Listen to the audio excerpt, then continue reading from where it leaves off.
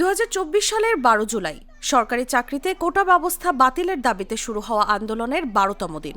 ক্যালেন্ডারের পাতায় সেদিন শুক্রবার ছুটির দিন। আকাশ জুড়ে ছিল বৃষ্টির মেঘ, কিন্তু সেই মেঘ রাজপথে নামা শিক্ষার্থীদের পদচারণা থামাতে পারেনি। আগের দিনের সংঘর্ষের ক্ষোভ যেন আরও সংগঠিত করে তুলেছিল আন্দোলনকে। 11 জুলাই বাংলা ব্লকেট কর্মসূচিতে পুলিশের বাধা, টিয়ারশেল নিক্ষেপ এবং লাঠিচার্জে দেশের বিভিন্ন স্থানে বহু শিক্ষার্থী আহত হওয়ার পর বৈষম্য বিরোধী ছাত্র আন্দোলন 12 জুলাই সারা দেশে বিক্ষোভ মিছিল ও সমাবেশের ডাক দেয়। সেই ডাকেই সাড়া মেলে ঢাকা থেকে চট্টগ্রাম, রাজশাহী থেকে সিলেট সহ দেশের নানা প্রান্তে। ঢাকায় বিকেল 4টায় শাহবাগে কর্মসূচি শুরুর কথা থাকলেও বৃষ্টির কারণে আন্দোলনকারীরা প্রথমে ঢাকা বিশ্ববিদ্যালয়ের কেন্দ্রীয় গ্রন্থাগারের সামনে জড়ো হন। পরে বিকেল 5টার দিকে বিক্ষোভ মিছিল নিয়ে শাহবাগ মোড়ে অবস্থান নেন। কিছুক্ষণ পর ঢাকা কলেজের শিক্ষার্থীরাও সেখানে যোগ দেন। প্রায় সোয়া 1 ঘণ্টা শাহবাগ অবরুদ্ধ থাকে শিক্ষার্থীদের দখলে।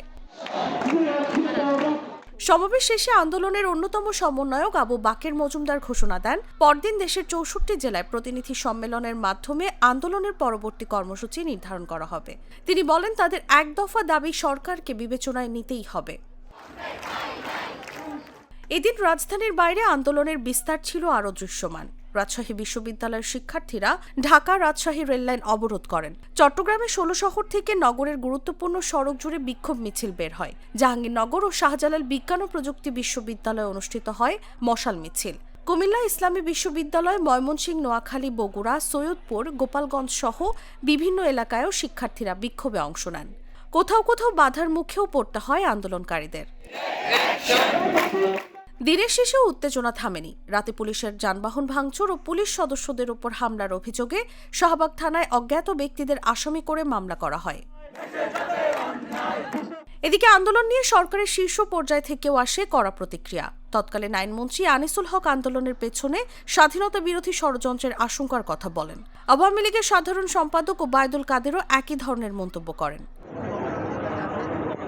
বৃষ্টিভেজা সেই শুক্রবারে স্পষ্ট হয়ে উঠেছিল একটি বিষয়: কোটা আন্দোলন আর শুধু একটি বিশ্ববিদ্যালয় বা একটি শহরের মধ্যে সীমাবদ্ধ নেই। তা ধীরে ধীরে পরিণত হচ্ছিল সারা দেশে বিস্তৃত এক সমন্বিত ছাত্র আন্দোলনে। News desk, Jago news.